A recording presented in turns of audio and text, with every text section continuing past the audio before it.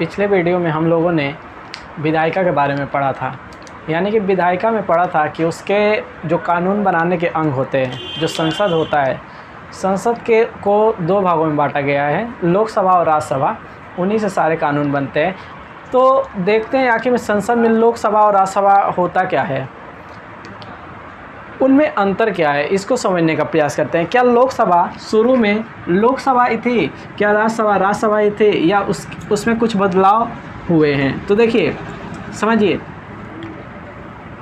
संसद क्या है? संसद एक ऐसा घर है जिसके दो कमरे हैं। संसद एक ऐसा घर है जिसके दो कमरे हैं। एक का नाम है लोकसभा, दूसरे का नाम है राज्यसभा। बस यही है कि संसद एक ऐसा घर है जिसके दो कमरे हैं, एक का नाम है लोकसभा, एक का नाम है राज्यसभा। इनमें हम अंतर समझते हैं। पहले इसके कुछ हम इतिहास में चलते हैं, यानी कि शुरुआत में इसका नाम क्या था। जब हमारा संविधान बना था तो लोकसभा का नाम लोकसभा नहीं था और राज्यसभा का नाम राज्यसभा नहीं था। इसको समझिए। ये है लोकसभा,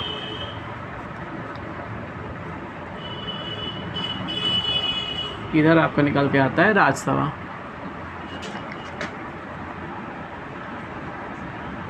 लोकसभा और राज्यसभा समझिए।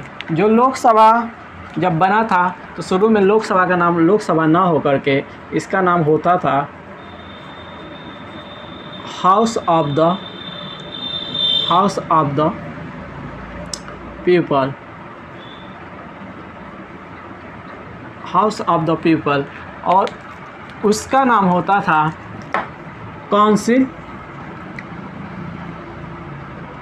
यानी राज्यसभा का जो संविधान लागू के समय जो नाम था वो था काउंसिल ऑफ स्टेट।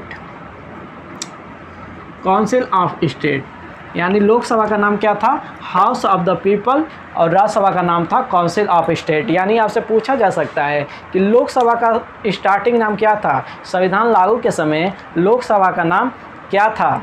संविधान लागू के समय राज्यसभा का नाम क्या था? या फिर इनका जो नाम में परिवर्तन हुआ, यानी कि हाउस ऑफ द पीपल को कब लोकसभा कहा जाने लगा? तो हाउस ऑफ द पीपल का नाम 1954 में बदल दिया गया और इसका नाम पड़ गया लोकसभा। 1954 में बदल करके हाउस ऑफ द पीपल से लोकसभा नाम कर दिया गया, और काउंसिल ऑफ स्टेट इसको भी बदल करके 1954 में ही बदल दिया गया था और इसका नाम राज्यसभा हो गया था। ठीक है, तो लोकसभा का नाम लोकसभा 1954 से और राज्यसभा का नाम राज्यसभा 1954 से। ठीक है, इस चीज़ को ध्यान रखिएगा। और इनमें क्या अंतर आता है? देखिए, लोकसभा को निम्न सदन भी कहा जाता है। लोकसभा को निम्न सदन भी कहा जाता है। अब निम्न सदन क्यों कहा जाता है? क्योंकि ये कभी भी भंग हो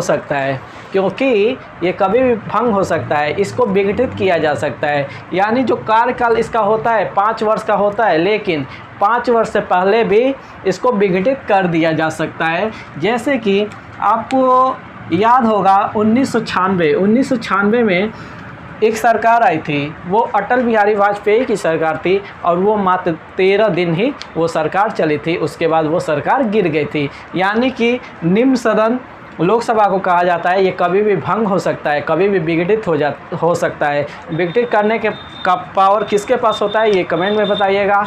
और एक बात और है कि हम उसके बारे में अभी आगे चर्चा करेंगे। ठीक है, इस वीडियो में विघटित पे नहीं क्वेश्चन आएगा, क्योंकि आपसे पूछ दिया गया है। कमेंट में आपको बताना है, अगले जो टॉपिक आएगा उसमें हम बताएंगे, क्योंकि उसमें ही इसका जवाब छुपा हुआ है। ठीक है, तो एक चीज़ समझिए, जब यहाँ निम्न सदन कहा जाता है और इसको क्या कहा जाता है? उच्च सदन।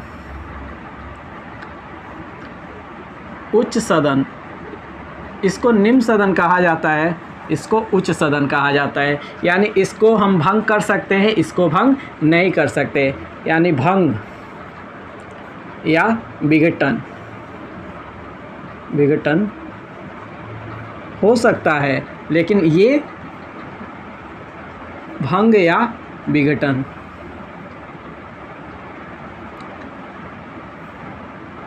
नहीं हो सकता। भंग करना, विघटन करना दोनों एक ही वर्ड होता है, ठीक है ना, बस अर्थ दोनों का एक ही होता है, ज़्यादा परेशान मत होइएगा कि भंग और विघटन करना, भंग करना ये दोनों अलग अलग वर्ड है, तो ऐसा कुछ नहीं होता, दोनों का मतलब एक ही होता है, ठीक है। तो यहाँ पे समझिए कि इसमें और क्या अंतर पाया जाता है, तो ये है कि आपका निम्न सदन, उच्च सदन भंग किया जा सकता है, भंग नहीं किया जा सकता है।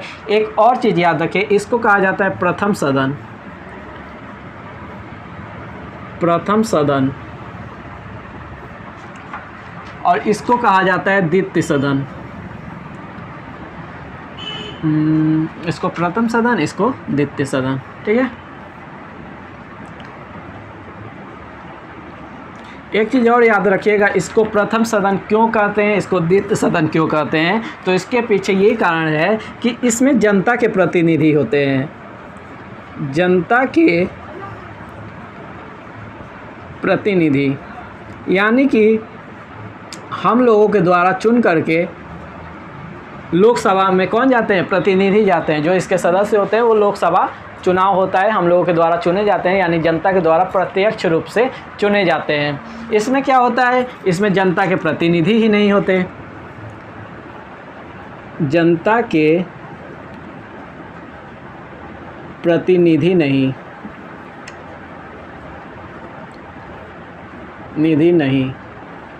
यानी कि इनका चुनाव तब कैसे होता है, इनका चुनाव होता है स्टेट के जो एमएलए होते हैं, ठीक है ना, एमएलए, इनके द्वारा इनके सदस्यों को चुना जाता है। जितने भी राज्य के एमएलए होते हैं उनके द्वारा क्या चुना जाता है, राज्यसभा के सदस्यों को, ठीक है ना। हर राज्य से यहाँ पे एमएलए का चुनाव होता है, ठीक है। एमएलए के द्वारा चुना जाता है, किसको, राज्यसभा के संसद को, ठीक है ना, राज्यसभा के सांसद को चुना जाता है एमएलए के द्वारा। और एक चीज़ याद रखिए, इतना अंतर हुआ, जनता के प्रतिनिधि होते हैं इसमें जनता के प्रतिनिधि नहीं होते हैं। एक चीज़ और याद रख सकते हैं, इसको लोकप्रिय सदन,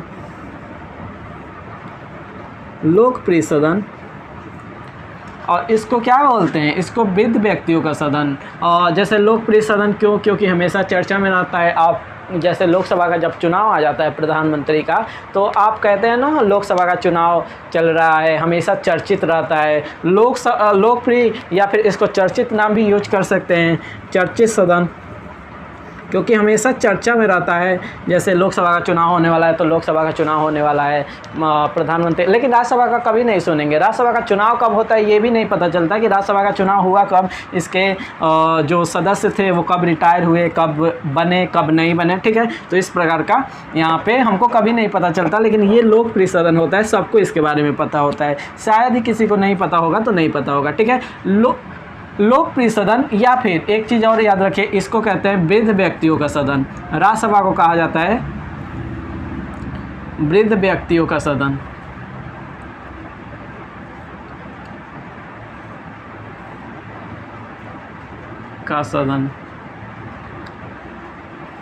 ठीक है, वृद्ध व्यक्तियों का सदन। और इसी तरह इसको एक और नाम दे सकते हैं, युवाओं का सदन, यदि कभी पूछ लिया जाए तो, ठीक है। जैसे वृद्ध व्यक्तियों का सदन इसको कहते हैं, तो युवाओं का सदन ये हो जाएगा,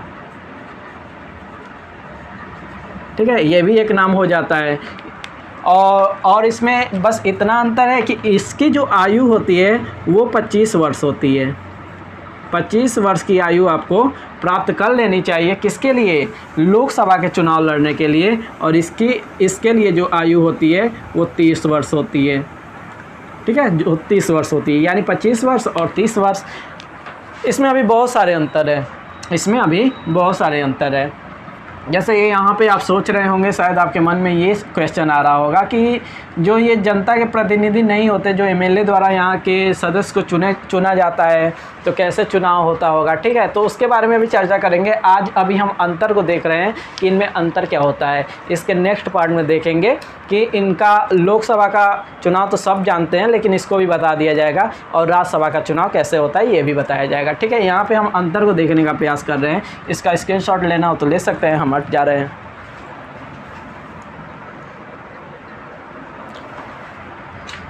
ठीक है, तो इसमें अभी इतना ही अंतर नहीं है, अभी बहुत सारे अंतर आते हैं। जैसे कि मान लीजिए इसको हम अस्थायी सदन कहते हैं, अस्थाई सदन, इसको कहा जाता है अस्थाई सदन। अस्थाई सदन, ठीक है। और अस्थाई सदन, अस्थाई सदन और क्या खास है? अस्थाई क्यों कहा जाता है? क्योंकि इसको हम भंग कर सकते हैं या विघटित कर सकते हैं। लेकिन अस्थाई सदन क्यों कह सकते हैं? क्योंकि इसको कभी भी हम भंग नहीं कर सकते, विघटन इसका नहीं कर सकते, इसलिए इसको हम क्या कहते हैं? अस्थाई सदन। इसको कहेंगे अस्थाई सदन। यानी दोनों में अंतर भी समझते जाइएगा कि आखिर में ऐसा कहते क्यों है, ठीक है। अब इधर आ जाइए तो मान लीजिए जनता के प्रत्यक्ष चुनाव होता है, इसमें जनता के प्रतिनिधि होते हैं, ये तो बता ही दिए। जनता के प्रतिनिधि नहीं होते हैं, ये प्रत्यक्ष चुनाव होता है, प्रत्यक्ष, ठीक है ना। ये प्रत्यक्ष तरीके से होता है, ये अप्रत्यक्ष तरीके से होता है। प्रत्यक्ष अप्रत्यक्ष में अंतर, यानी कि जो जनता के द्वारा डायरेक्ट चुनाव होता है, जनता जिसे वोट दे करके चुनती है, उसे ही कहा जाता है प्रत्यक्ष। लेकिन जिसमें जनता भागीदारी नहीं लेती, उसे कहा जाता है अप्रत्यक्ष, ठीक है। तो जैसे राष्ट्रपति का चुनाव कैसे होता है? राष्ट्रपति का आप लोग कभी सुने हैं कि चुनाव होने वाला है या फिर कुछ भी ऐसा कभी सुने हैं क्या? नहीं ना। जैसे कि राष्ट्रपति के बारे में आप लोगों ने कभी नहीं सुना होगा कि राष्ट्रपति का चुनाव होने वाला है या फिर कुछ भी इस प्रकार का कभी आप लोगों ने सुना ही नहीं होगा, क्योंकि राष्ट्रपति का चुनाव अप्रत्यक्ष तरीके से होता है, जनता उसमें भागीदारी ही नहीं लेती। तो होता कैसे होगा चुनाव, ठीक है। ये लोकसभा राज्यसभा यानी कि संसद विधायिका के अंग होते हैं संसद, लोकसभा राज्यसभा, और सदन होते हैं लोकसभा राज्यसभा। लेकिन अंग में 3 आते हैं, लोकसभा राज्यसभा और राष्ट्रपति। राष्ट्रपति पे चर्चा हम कब करेंगे? संसद का लोकसभा और राज्यसभा सदनों को पढ़ने के बाद राष्ट्रपति पे चर्चा करेंगे। उसके बाद विधानसभा, विधान परिषद और राज्यपाल पे चर्चा करेंगे, ठीक है। तो यहाँ समझिए अस्थाई सदन और अस्थाई सदन इसको कहते हैं। अस्थाई सदन क्यों कहते हैं? क्योंकि ये भंग हो सकता है और ये कभी भंग नहीं हो सकता। और आ जाइए, इसको लोकप्रिय सदन भी कहते हैं, वृद्ध व्यक्तियों का सदन कहते हैं, युवाओं का सदन कहते हैं, इसको वृद्ध व्यक्तियों का सदन कहिए या फिर बूढ़ों का सदन। ऐसा नहीं है कि बूढ़े ही होते हैं, इसका जो आयु होती है, आयु नहीं लिखे क्या? हाँ लिख दिया ना, 25 से 30 होती है, ठीक है। इसका 25, इसका 30 होती है। और इसमें अधिकारी होते हैं जो, इसका हम हटा दे रहे हैं इसको, ठीक है ना, इसको हटा रहे हैं और इसमें अभी और भी चीज़ें समझा रहे हैं, ठीक है। आप इसको नोट कर लीजिएगा, अभी इसी तरह चलेगा जैसे कि इसको हटा करके।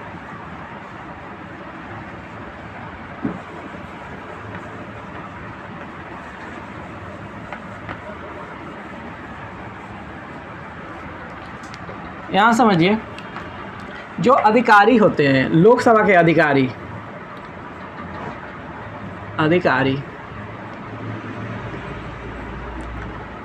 ठीक है, लोकसभा के अधिकारी और राज्यसभा के अधिकारी।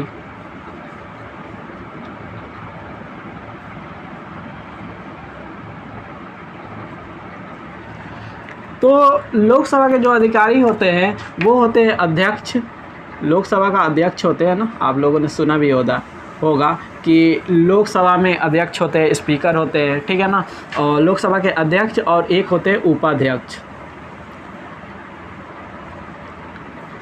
राज्यसभा में इसी प्रकार जो अधिकारी होते हैं, अच्छा यहाँ राज्यसभा लिख दी क्या, इसको आप कर लीजिएगा अधिकारी। जो राज्यसभा के अधिकारी होते हैं वो भी 2 होते हैं। इसमें होते हैं सभापति और दूसरे होते हैं उपसभापति।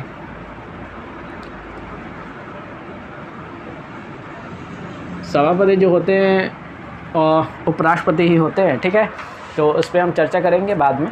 लेकिन यहाँ समझिए, यदि आपसे पूछ लिया जाए कि संसद के अंदर कुल कितने अधिकारी होते हैं, संसद के अंदर कुल कितने अधिकारी होते हैं, तो आपको बताना है क्या कि संसद में कुल 4 अधिकारी होते हैं, अध्यक्ष, उपाध्यक्ष, सभापति, उपसभापति। आपसे पूछा जाए राज्यसभा में कितने राज्यसभा में कितने अधिकारी होते हैं, तो 2 होते हैं, सभापति और उपसभापति। इसी तरह नहीं, आपसे कई तरीके से क्वेश्चन पूछा जा सकता है। जैसे हम बताए थे, इसको कहा जाता है निम्न सदन, इसको कहा जाता है उच्च सदन। आपसे पूछ सकता है डायरेक्ट कि निम्न सदन में कितने सीटें होती है या उच्च सदन में कितने सीटें होती है। आपसे नहीं पूछा जाएगा कि राज्यसभा में कितने सीटें हैं, राज्यसभा में कितने सदस्य हैं, बल्कि आपसे पूछ लिया जाएगा कि निम्न सदन में या उच्च सदन में कितने सीटें होती है। और क्या होता है, और बहुत प्रकार का क्वेश्चन आपको घुमा फिरा कर पूछा जा सकता है। जैसे कि मान लीजिए कि प्रथम सदन इसको कहते हैं, द्वितीय सदन इसको कहते हैं, तो आपसे ये नहीं पूछा जाएगा कि राज्यसभा के का कार्यकाल कितना होता है, बल्कि ये पूछ देगा कि द्वितीय सदन का या प्रथम सदन का कार्यकाल कितना होता है। ठीक है, तो इस प्रकार का भी आपसे क्वेश्चन पूछा जा सकता है। इसके पहले जो लिखवाए हैं उसके अंतर को याद रखिएगा कि राज्यसभा को भी उतने नाम से जाना जाता है, लोकसभा को भी उतने नामों से जाना जाता है। एक बार रिवीजन भी कर देते हैं कि लोकसभा को हाउस ऑफ द पीपल के नाम से जाना जाता है, राज्यसभा को काउंसिल ऑफ स्टेट के नाम से जाना जाता है। सेकेंड है लोकसभा, दूसरा है राज्यसभा, यानी लोकसभा और राज्यसभा 1954 में बना था। निम्न सदन लोकसभा को कहते हैं, उच्च सदन राज्यसभा को कहते हैं।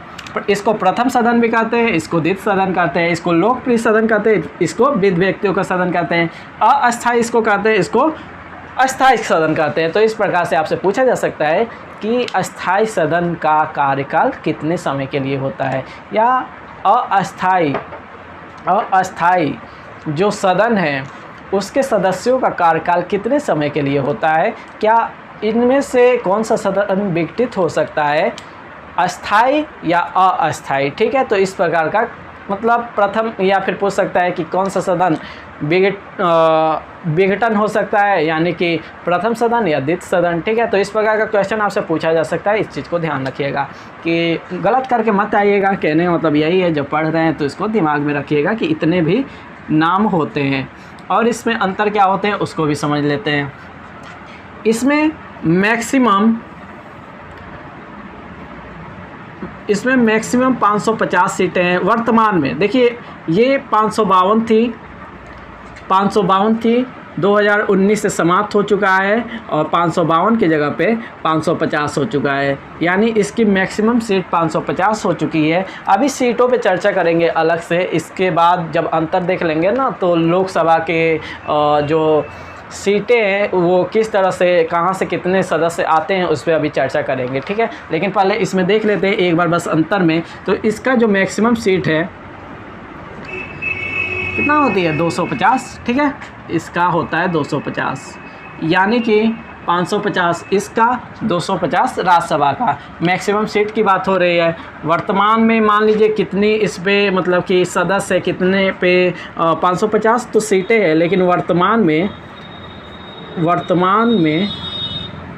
545 पे ही सदस्य बैठे हुए हैं, 5 खाली है। खाली होने का रीज़न क्या है, अभी तक नहीं भरा गया है। आखिर में ये रीज़न क्या है, ये कब भरा जाएगा, इस पे अभी देखेंगे। ठीक है, पहले इसके अंतर को ही समझ रहे हैं। और इसमें क्या है, इसमें वर्तमान में आपके जो सदस्य बैठे हुए हैं वो 245 पे। ठीक है, इसमें भी 5 खाली है, इसमें भी 5 खाली है। तो कुछ इस प्रकार का चल रहा है। ठीक है, तो यहाँ तक आपको समझ में आ गया होगा। ठीक है, इसको नोट कर लीजिएगा। ये तो अंतर था। अंतर के बाद अभी बहुत सारी चीज़ें हम देखने वाले हैं। ठीक है, यहाँ एक चीज़ और नोट कर लीजिएगा, जो संसद का उल्लेख है वो अनुच्छेद आपका 80 में है, और जो राज्यसभा है वो अनुच्छेद 81 में है, और जो लोकसभा है वो लोकसभा का चर्चा नहीं माफ़ कीजिएगा, ये थोड़ा सा गलत हो गया। ये 79 है, ये 80 है। ठीक है, ये 79 है और ये 80 है, और ये आपका 81 यानी 81 में है। यानी अनुच्छेद 79 में ये है, 80 में राज्यसभा है और 81 में इसकी चर्चा की गई है। ठीक है, तो यहाँ तक अब कुछ तो नहीं बचा। एक चीज़ और याद रख सकते हैं, यहाँ पे ये जो होता है ना वो ग्रीन, इसका जो सांकेतिक चिन्ह होता है वो ग्रीन होता है, यानी कि हरा होता है। ठीक है, हरा होता है, और ये जो होता है उसका लाल होता है। ठीक है, यानी कि जब लोकसभा की बात चलती है, यानी कि चुनाव का माहौल लेकर, या टीवी ओवी में ख़ास तौर पे कभी देखिएगा कि टीवी में यदि लोकसभा के बारे में यदि आप न्यूज़ सुनेंगे तो उसके नीचे जो पट्टी चलती रहती है, पट्टी पे कुछ मतलब लिखा हुआ रहता है, तो वो आपको हमेशा हरा कलर से ही दर्शाया जाएगा। और जो राज्यसभा का होता है उसे लाल से दर्शाया जाता है। आप कभी शादी विवाह में जाएंगे ना, जैसे कि मंत्री की जो शादियाँ होती है, ठीक है ना, उसमें यदि आप कभी जाएंगे तो देखेंगे एक तरफ लाल कुर्सियाँ रहेंगी, एक तरफ हरी कुर्सियाँ रहेंगी, कारपेट भी एक तरफ हरा एक तरफ लाल, ठीक है ना। तो यानी इन सब का एक रीज़न होता है हरा और लाल के लिए। हरा का मतलब यही होता है कि प्रत्येक जनता के लिए ये जो रास्ता है वो है। जैसे कि मान लीजिए एक तरफ हरी कुर्सियाँ रखी हुई है, तो यानी कि ये हो जाता है कि वहाँ पे प्रत्येक जनता जा कर के क्या कर सकती है, बैठ सकती है, चाहे किसान वर्ग हो, कोई भी वर्ग हो, वहाँ जा कर के बैठ सकता है। लेकिन लाल का मतलब ये हो जाता है कि वहाँ पर बस प्रमुख व्यक्ति, इसको क्या कहा जाता था, वृद्धों का सदन कहा जाता था ना, यानी बूढ़े व्यक्ति को, यानी जो मतलब एजेड हो जाते हैं कुछ इस प्रकार का, यानी अनुभवी व्यक्ति, यानी जिनको अनुभव हो वही इधर आकर के बैठ सकते हैं। तो ये अपना मतलब कि सांकेतिक चिन्ह होता है। कभी लोकसभा टीवी देखेंगे ना न्यूज़ में, या फिर राज्यसभा टीवी, तो इस प्रकार का आपका पट्टी चलता हुआ, तो इसका मतलब यही होता है कि ये राज्यसभा का लाल चिन्ह से दर्शाया जाता है, हरा को लोकसभा को। और यहाँ एक चीज़ और ध्यान रखिएगा, कभी आपसे पूछ लिया जाए तो हरा जो होता है सभी व्यक्तियों के लिए होता है सांकेतिक चिन्ह, और लाल होता है विशिष्ट व्यक्ति जिनको अनुभव प्राप्त होता है, ठीक है। इस प्रकार का कुछ आप मान सकते हैं। तो यहाँ पे ये हो गया, और कुछ यहाँ पे नहीं छूटा है ना, तो और कुछ याद आएगा तो हम बता देंगे, लेकिन मुझे नहीं लग रहा है यहाँ पे अब कुछ छूटा होगा। अब इसके बारे में थोड़ा सा और चर्चा करते हैं। अंतर में इतना ही है, लेकिन अभी कुछ और याद आएगा तो इसके बारे में भी बता देंगे। लेकिन अब देखिए इसके बारे में थोड़ा सा आगे चलते हैं। यहाँ पे हम जो राज्यसभा होती है, पहले राज्यसभा पे चर्चा करें या लोकसभा पे? पहले लोकसभा को ही लेते हैं।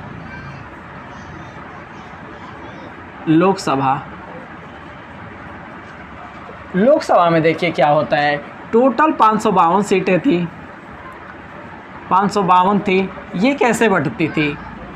ये बंटती थी, इसमें से 550 निर्वाचन के माध्यम से होंगे, 550 जो सदस्य आएंगे वो निर्वाचित करके आएंगे, और जो 2 सदस्य होंगे इसके वो एंग्लो इंडियन होते हैं, एंग्लो इंडियन।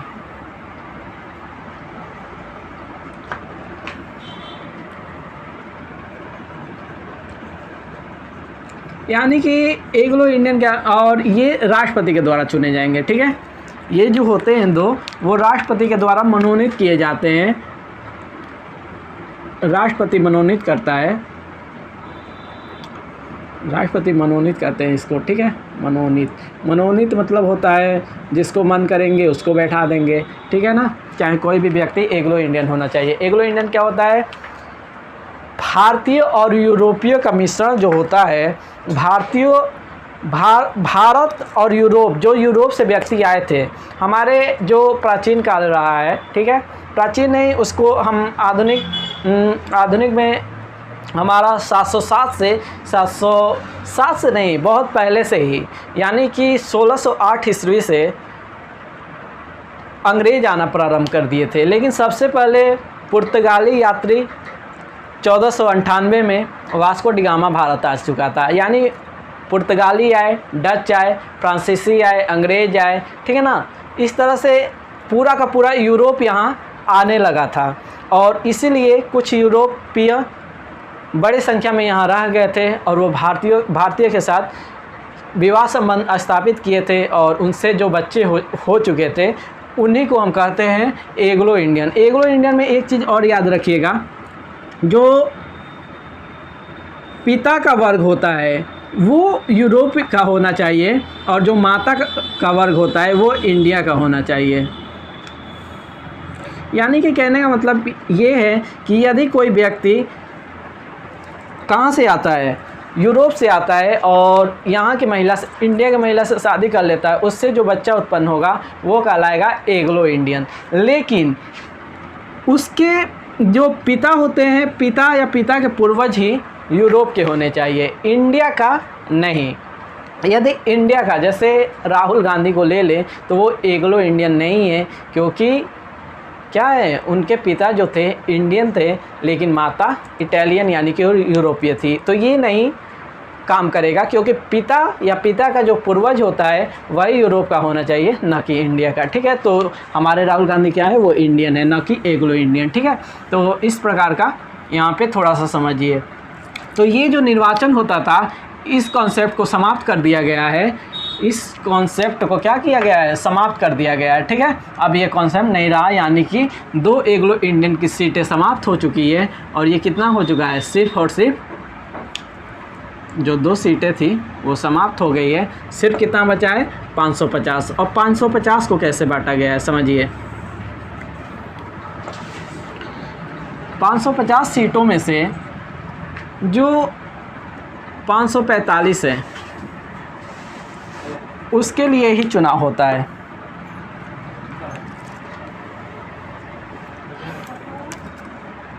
इसमें से 545 के लिए निर्वाचन चुनाव होता है और 5 सदस्य कहाँ है, पीओके वाला जो क्षेत्र है उसमें चला गया है। एक चीज़ यहाँ पर ध्यान रखिए, फिर ये बता रहे हैं कि ये चीज़ क्या है, ये चीज़ क्या है।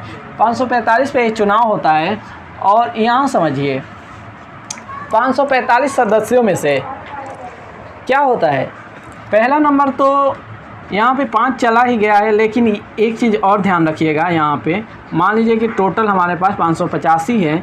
550 में से क्या है ना कि 530 राज्यों से और 20 यूटी से। ठीक है, राज्य और ये होता है केंद्र शासित प्रदेश, केंद्र शासित प्रदेश।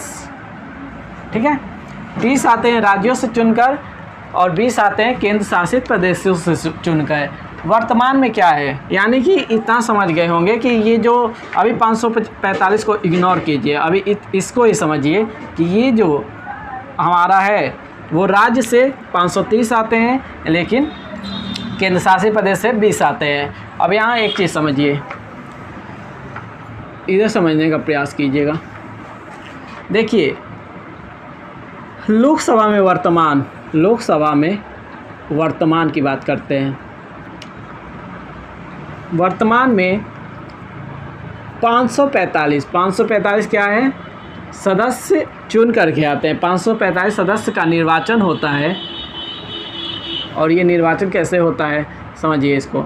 और पीओके वाला जो क्षेत्र है उसमें 5 है।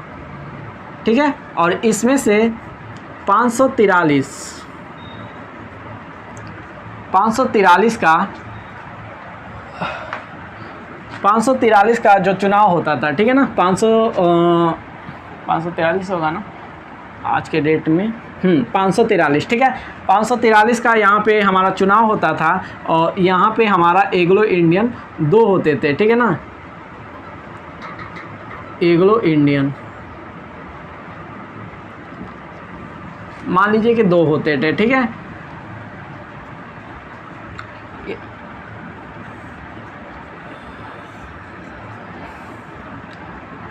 इसको हटा दे रहे हैं, इसको यहीं पे हम लगा दे रहे हैं। ठीक है ना, मान लीजिए ये 530 है और ये आपका यूटी से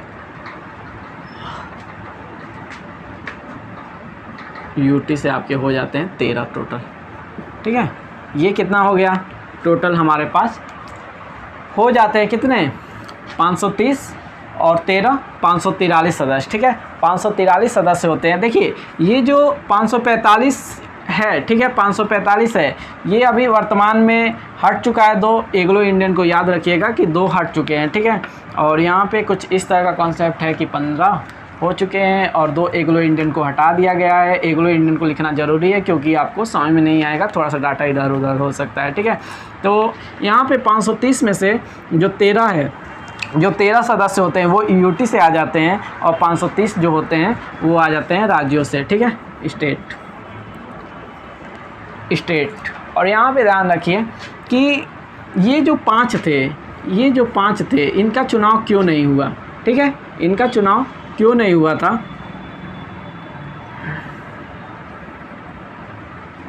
तो यहाँ पे समझिए कि जब हमारा भारत आज़ाद हुआ था, ठीक है, आज़ाद हुआ था और संविधान बनने में उसको टाइम लग गया था। क्या किया था पाकिस्तान वालों ने, पीओके वाला जो क्षेत्र है, ये वाला जो हिस्सा है उस पर वो अधिकार कर लिए थे। इसको बोलते हैं पीओके, पाकिस्तान ऑक्यूपाइड कश्मीर। और जो हमारा लोकसभा में जो सीटें होती है, लोकसभा में सीटें उसको आज भी खाली कर दी गई है क्योंकि कल के दिन यदि कोई भी नेता आए लोकसभा में या राज्यसभा में तो उसको अपने सामने खाली सीटें दिखे, 5 खाली सीटें दिखे और उसको याद रहना चाहिए कि कश्मीर का वो वाला हिस्सा जो हमारा था उस पर पाकिस्तान ने कब्जा कर लिया है, उसको हमको स्वतंत्र कराना है। क्योंकि यदि इसको स्वतंत्र कराएंगे तो ही हमारा लोकसभा या राज्यसभा का जो सीटें हैं वो पूरी तरह से भर पाएगी, ठीक है, वो पूरी तरह से भर पाएगी। और जो 5 सदस्यों का चुनाव होने वाला है ना, वो इन्हीं क्षेत्रों से होगा, पीओके से, यानी पाकिस्तान ऑक्यूपाइड कश्मीर से ही होगा, अन्यथा किसी भी जगह से नहीं होगा। यानी कि जिस दिन ये वाला हिस्सा भारत के कब्जे में आ जाएगा, पूरी तरह से ये स्वतंत्र हो जाएगा, उस दिन के बाद लोकसभा में पूरी की पूरी क्या होगी, लोकसभा भर जाएगी। फिर इतना पढ़ाना भी नहीं पड़ेगा, अभी इधर उधर डाटा हो जाता है, ठीक है ना, कभी 550, कभी 545, कभी 2 इधर, कभी 1 इधर, ठीक है। तो उस पर ये थोड़ा सा दिक्कत के काम कर देता है, ठीक है।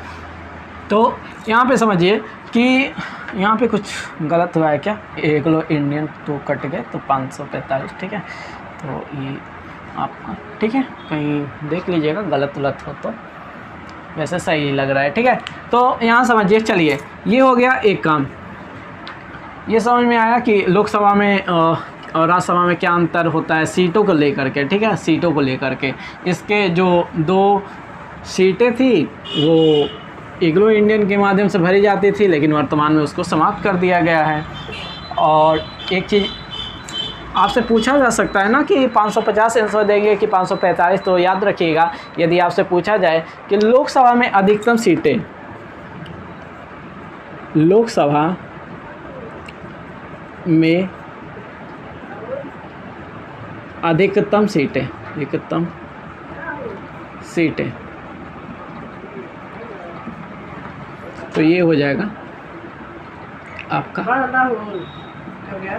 550, ठीक है, 550 हो जाएगा। और एक चीज़ और ध्यान दीजिए कि यहाँ पर जो हमारा मान लीजिए जैसे ये हो गया लोकसभा में अधिकतम सीटें, और एक चीज़ और हो जाता है कि बोल देगा कि लोकसभा में कम से कम कितने, कम से कम बोल रहे हैं वर्तमान में कितने सदस्य हैं, सदस्य या सीटें हैं, या सीटें, तो आपका आंसर हो जाएगा 545। बस यही अंतर है कि लोकसभा की अधिकतम सीटें 550 और लोकसभा में वर्तमान में कितने सदस्य या सीटें हैं तो 545, बस इतना ही याद रखना है, ठीक है। इसी तरह राज्यसभा में थोड़ा सा चर्चा कर लेते हैं। राज्यसभा में देखिए, राज्यसभा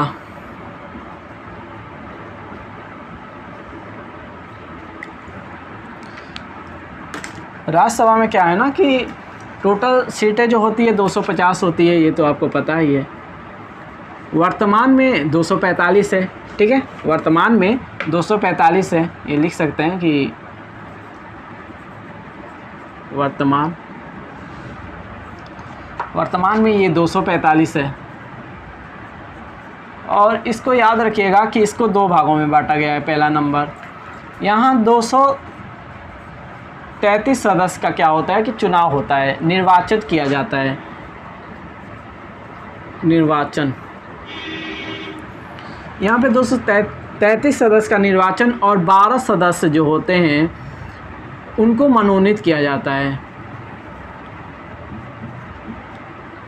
किसके द्वारा? राष्ट्रपति द्वारा। इसमें आज भी मनोनीत किया जाता है, उसमें हट चुका है, इसमें मनोनीत किया जाए। जैसे निर्वाचन 233 सदस्यों पे होता है, 12 सदस्य को क्या करते हैं? राष्ट्रपति निर्वाचित करते हैं। और ये कहाँ से निर्वाचित करेंगे? 4 क्षेत्रों से, कला, विज्ञान,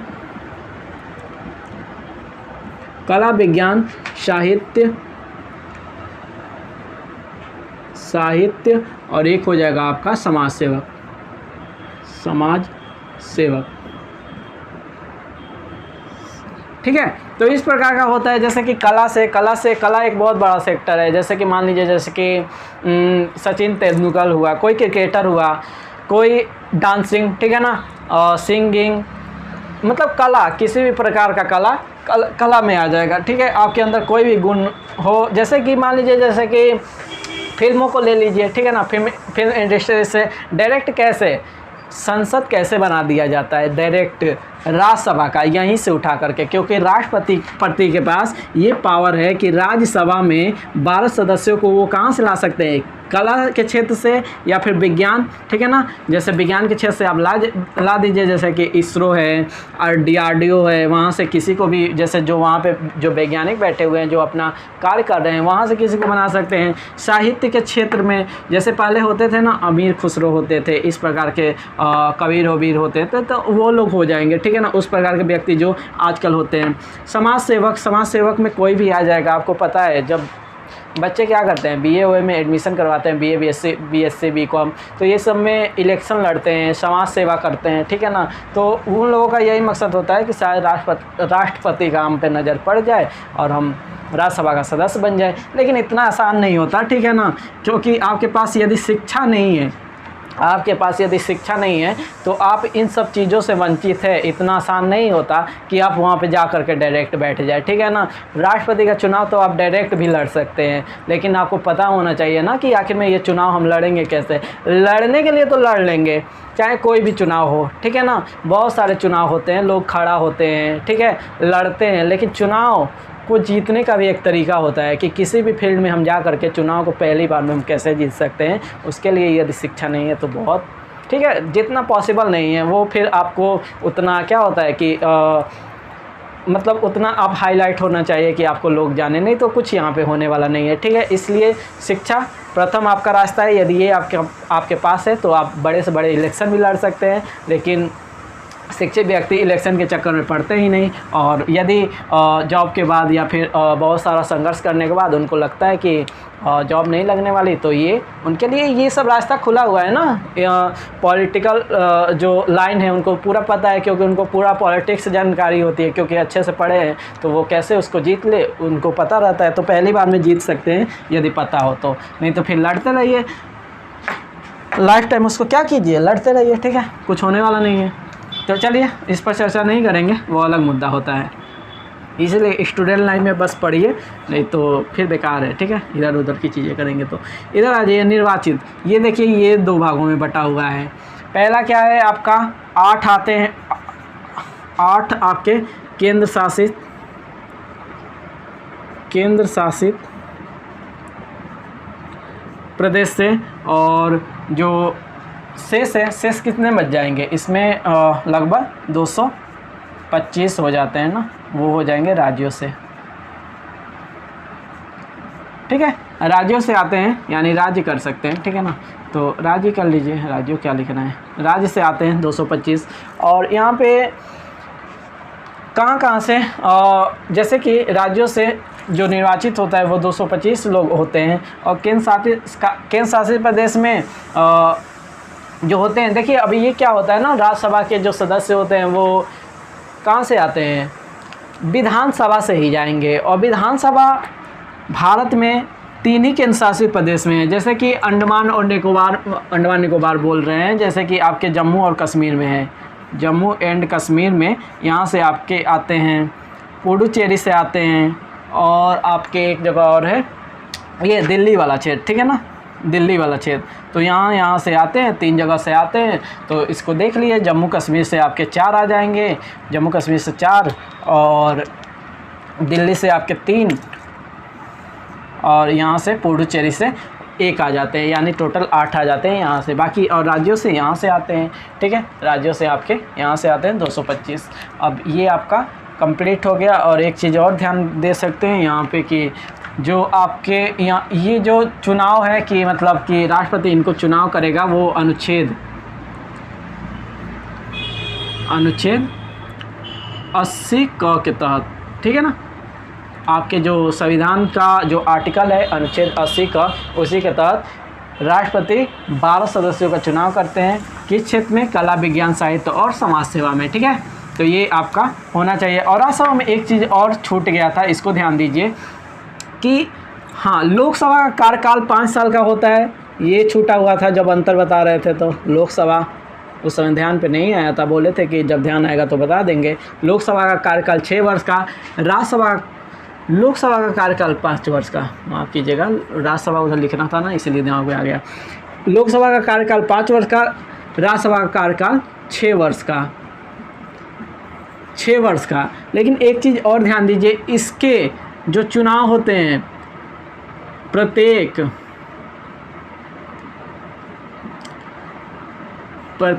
2 वर्ष में 1/3 सदस्य रिटायर, प्रत्येक 2 वर्ष में 1/3 सदस्य जो होते हैं रिटायर हो जाते हैं। अब ये क्या होता है, ये सिस्टम, जैसे आप स्कूल में जाते हैं ना, स्कूल में क्या होता है, प्रत्येक वर्ष एडमिशन होता है, प्रत्येक वर्ष क्या होते हैं, बच्चे उस कॉलेज से निकलते हैं, यानी बीए का एडमिशन ले लिए। बीए में हम कोई भी बच्चा 3 साल के लिए जाता है, लेकिन वहाँ पे जा कर के क्या होगा कि पहले साल एडमिशन लिया, 3 साल वो अपना कार्यकाल पूरा करेगा, 3 साल के बाद वो वहाँ से, ठीक है, रिटायर हो जाएगा। इसी तरह कुछ इसमें का है, प्रत्येक 2 साल पे इसका चुनाव होता है, कोई ना कोई सदस्य आता रहता है, यानी कि 1/3 जो सदस्य खाली होंगे वही आएंगे, 1/3 सदस्य की सीटें भरती हैं। फिर वहाँ से प्रत्येक 2 साल पे 1/3 सदस्यों की संख्या घटती चली जाती है। नए एडमिशन जैसे कॉलेज में होते हैं, यहाँ पे चुनाव होते रहते हैं। यानी कि आपसे पूछ दिया जाए कि राज्यसभा का चुनाव कितने वर्ष में होता है, तो आपका आंसर होगा कि 2 वर्ष में। राज्यसभा के जो सदस्य होते हैं उनका चुनाव कितने वर्ष के लिए होता है, राज्यसभा के जो सदस्य होते हैं उनके सदस्यों का चुनाव कितने वर्ष के लिए होता है, तो आपका आंसर होगा 6 वर्ष के लिए। लेकिन राज्यसभा का चुनाव कितने वर्ष में होता है, तो प्रत्येक 2 साल में होते हैं, ठीक है। दोनों में अंतर है, इसको हमेशा ध्यान में रखिएगा, क्योंकि आपसे क्वेश्चन पूछा जा सकता है। और राज्यसभा का कार्यकाल पूछ देगा तो राज्यसभा का निश्चित कोई कार्यकाल ही नहीं है, ठीक है, क्योंकि इसको भंग ही नहीं, इसमें तो बस सदस्य रिटायर होते हैं। लेकिन प्रत्येक जो सदस्य होते हैं उनका कार्यकाल 6 वर्ष का होता है। इसीलिए राज्यसभा का कार्यकाल कितने वर्ष का होगा, यदि आपसे पूछ दे तो आप 6 वर्ष कर सकते हैं, और ज़्यादातर यही माना भी जाता है कि 6 वर्ष, ठीक है। और कुछ तो नहीं बचा है ना, लगभग अंतर पढ़ा दिए हैं, और ये जो लोकसभा की सीटें पढ़ा दिए और राज्यसभा पढ़ा दिए, ठीक है ना। अब छोटा सा एक चीज़ है कि दोनों के बीच में थोड़ा सा कंपेयर कर लेते हैं कि आखिर में, देखिए एक चीज़ हम बता देते हैं, ठीक है ना। विधानसभा, विधान परिषद, जैसे लोकसभा और राज्यसभा होता है, उसी तरह विधानसभा और विधान परिषद भी होते हैं, लेकिन उसकी चर्चा हम अलग वीडियो में करेंगे। लेकिन यहाँ पर थोड़ा सा आपको पता चल जाएगा कि लगभग दोनों क्या है, दोनों सेम ही होते हैं, ठीक है। तो यहाँ समझ लीजिए थोड़ा सा केंद्र के बारे में भाग 5 में दिया हुआ है, और राज्य के बारे में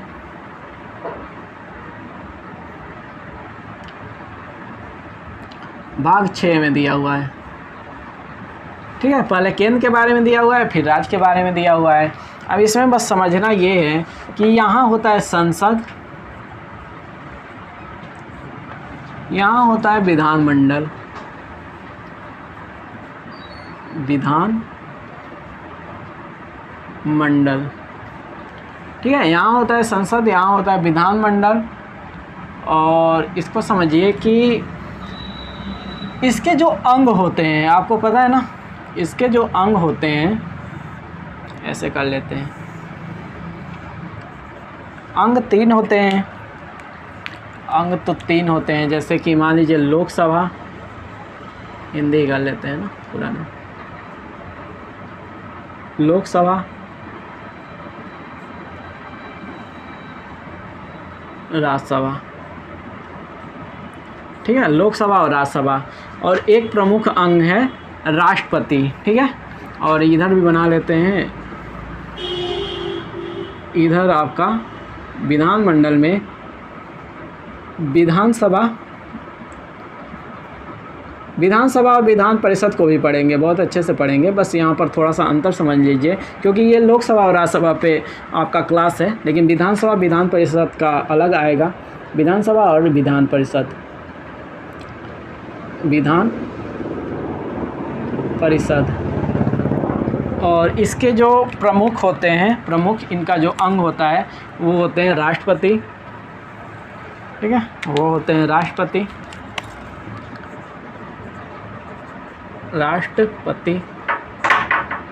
और इधर भी हो जाएगा आपका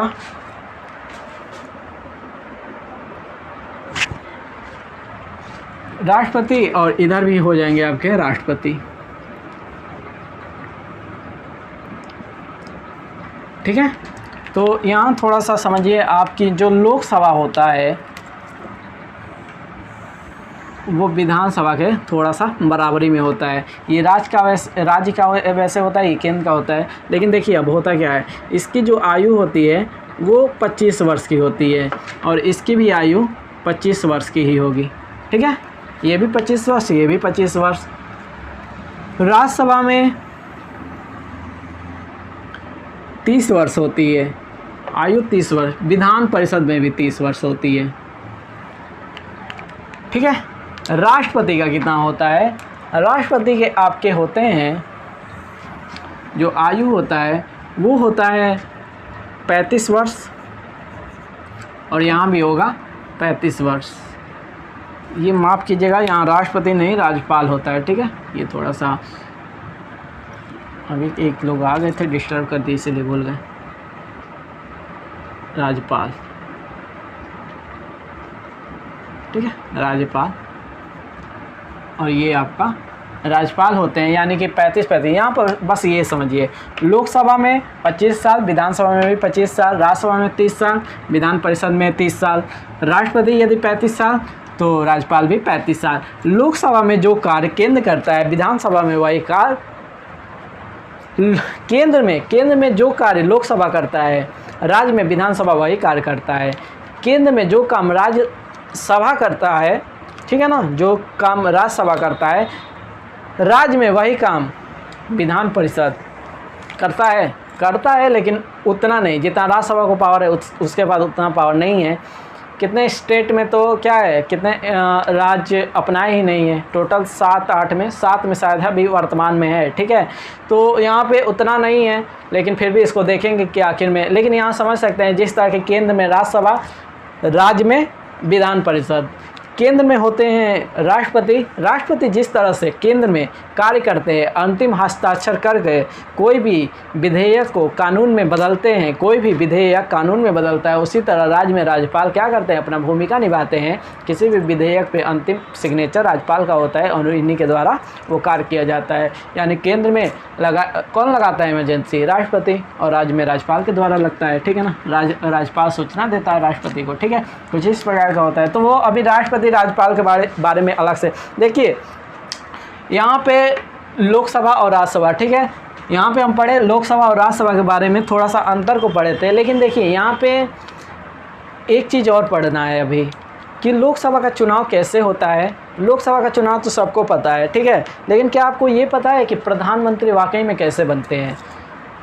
संविधान में ये उल्लेख ही नहीं है, संविधान में ये उल्लेख ही नहीं है कि किस व्यक्ति को हम क्या करें, प्रधानमंत्री बनाए। ठीक है, यानी कि राष्ट्रपति जिसको चाह दे उसको प्रधानमंत्री बना सकता है। तो वही जानेंगे। लोकसभा का चुनाव तो आप जानते होंगे, लेकिन प्रधानमंत्री वाकई में बनते कैसे हैं। ठीक है ना, हम चुनाव किसका करते हैं, लोकसभा का चुनाव करते हैं ना कि प्रधानमंत्री का। ठीक है, तो उसके बारे में हम थोड़ा सा इसके बाद पढ़ेंगे। कल के वीडियो में हम देखेंगे लोकसभा का चुनाव और राज्यसभा का चुनाव। ठीक है, तो आज हम क्या देखें, लोकसभा और राज्यसभा के बीच में अंतर को देखे थे, और जो भी चीज़ यदि छूट गई होगी, वैसे जितना मुझे याद आ रहा था उतना मैं बताने का प्रयास कर रहा था, और लगभग सारी चीज़ें मैंने बताई है। और बाकी यदि कुछ चीज़ें छूट गई होगी तो उसको मैं अगले वीडियो में ले करके, जब लोकसभा का चुनाव और राज्यसभा का चुनाव के बारे में बताऊंगा कि लोकसभा का चुनाव कैसे होता है, राज्यसभा का चुनाव कैसे होता है, तो वहाँ पे हम इन सब चीज़ों को देखेंगे। और उसी में यदि कुछ छूट गया होगा लोकसभा राज्यसभा के बारे में तो उसी में मैं चर्चा कर दूँगा। ठीक है, वैसे तो कुछ छूटा नहीं है, लेकिन छूटा होगा तो मैं कर दूँगा। ठीक है, अपने कमेंट में बता दीजिएगा यदि आपको कुछ लगे कि छूट गया है तो उसकी मैं चर्चा कर दूँगा। ठीक है, तो यहाँ पे हम कल देखते हैं लोकसभा और राज्यसभा का चुनाव कैसे होता है। ठीक है, धन्यवाद।